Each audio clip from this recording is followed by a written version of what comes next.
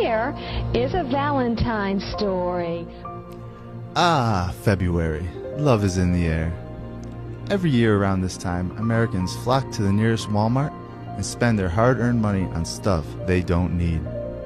According to the National Retail Foundation, Americans are poised to drop a cool $19.6 billion on Valentine's Day this year. But why? Where does this holiday come from, and why do so many people celebrate it? As it turns out, the truth about Valentine's Day is far more sinister than most people realize.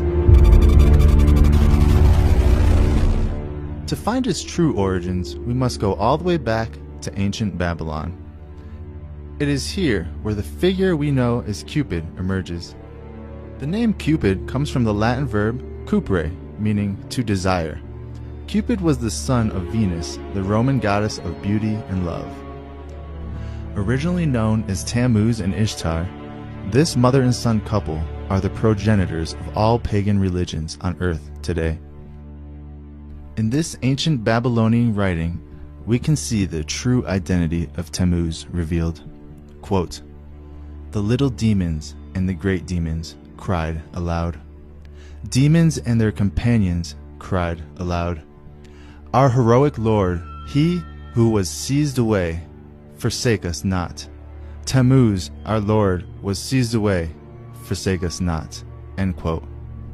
Yes, you heard that correctly.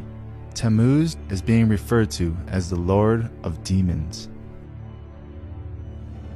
In this 1914 book entitled Tammuz and Ishtar, the author S. Langdon gives us more detail about the true identity of Tammuz. Quote, "The litanies and the theological lists refer to Tammuz by a title which occurs as frequently as any other, and which I have reserved for a separate treatment. For in this title we have evidence that this deity was connected with serpent worship. It is true that this connection is to be regarded as prehistoric and one which was forgotten in the age when our sources begin. For not only is Tammuz called the Great Serpent Dragon, but the title is more than once applied to the mother goddess herself. The title in Sumerian is God, a name which is regarded by the theologians apparently as the most important of all the titles of Tammuz. The name should mean the Great Serpent of Heaven." End quote. The Great Serpent of Heaven. Where have we heard that before? Revelation chapter 12, verse 9. "And the great dragon was cast out, that old serpent called the devil and Satan, which deceiveth the whole world. He was cast out into the earth, and his angels were cast out with him." Mythology describes Tammuz as having both a cruel and a happy personality. He would use his invisible arrows tipped with gold to strike unsuspecting men and women, causing them to fall in love. He did not do this for their benefit, but to drive them crazy with intense passion and to make their lives miserable and laugh at the results. Famously, Tammuz used the love arrow on his own mother, causing her to fall madly in love with him. Mother and son got married, and the story of Cupid was born. Quote, "In Babylonian religion, the earth goddess was regarded as the mother and wife of Tammuz. That the son should be also the lover of the goddess is explained on the assumption that in ancient society, the imperial power descended through the female line. In that case, the heir to a throne is the daughter of a king. To retain a throne, the son of a king must marry his sister, or, failing a sister, his own mother. In the Sumerian myth, we have both circumstances represented. In the Egyptian version, Isis is the sister of her husband Osiris. In Sumer, the original myth represented the mother goddess as the mother of Tammuz." End quote. Now, further down in the story, as Tammuz grows and becomes a man, Tammuz actually marries his mother, and they have a very sexual relationship. And that baby Tammuz and his mother Semiramis is where you get the story of Cupid. So now that we know where Cupid comes from, let's take a look at Valentine's Day itself.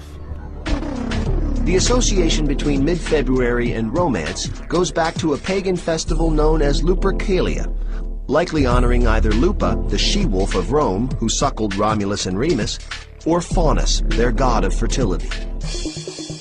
The festivities began with an animal sacrifice.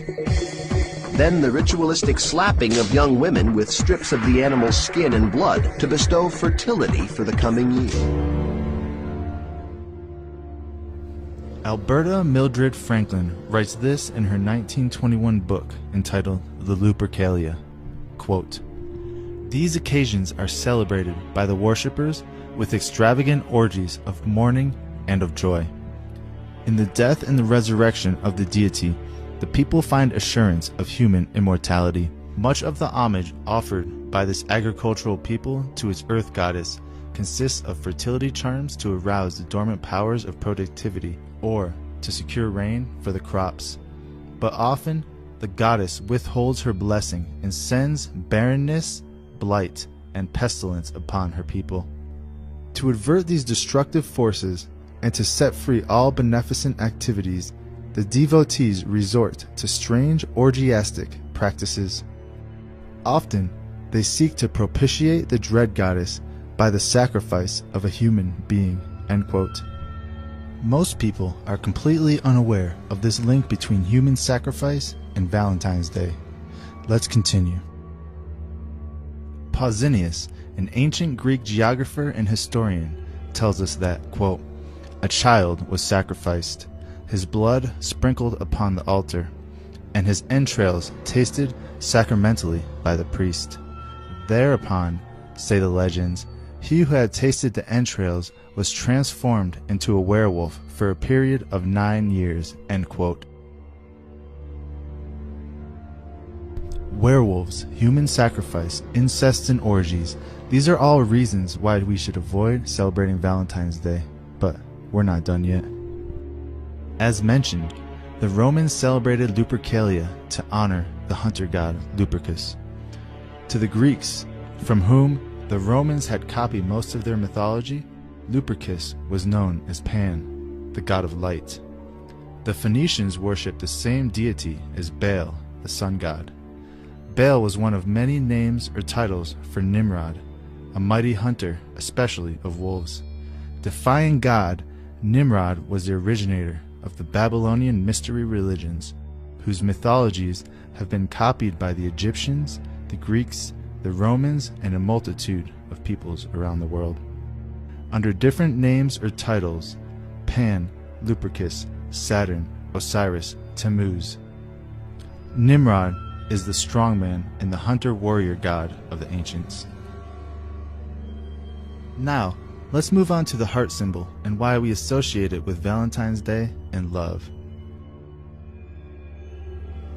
The title Baal means Lord or Master, and is mentioned throughout the Bible as the god of the pagans. God warned his people not to worship or even tolerate the ways of Baal. In the ancient Chaldean language, which is the original language of the Babylonians, Baal, which is similar to Baal, meant heart. So there you have it, historical proof that the holiday we know as Valentine's Day is nothing but an ancient ritual repackaged for modern times. In the 5th century, perhaps in an effort to Christianize the pagan festival, Pope Gelasius declared February 14th as St. Valentine's Day. As for the real St. Valentine, there were reportedly several canonized by the Church. Legend has it that one St. Valentine, a defiant Roman priest, lived during the 3rd century AD under Emperor Claudius II. Claudius was an ambitious ruler. His battles required vast armies of men to abandon their young families for long periods of time, resulting in a military that was half-hearted and homesick. So determined was Claudius to stop love from sapping the will of his armies, he banned marriages altogether. Father Valentine thought the ban unjust and defied the emperor, continuing to marry young lovers in secret. The emperor eventually caught on to the priest's actions, arrested him, and sentenced him to death.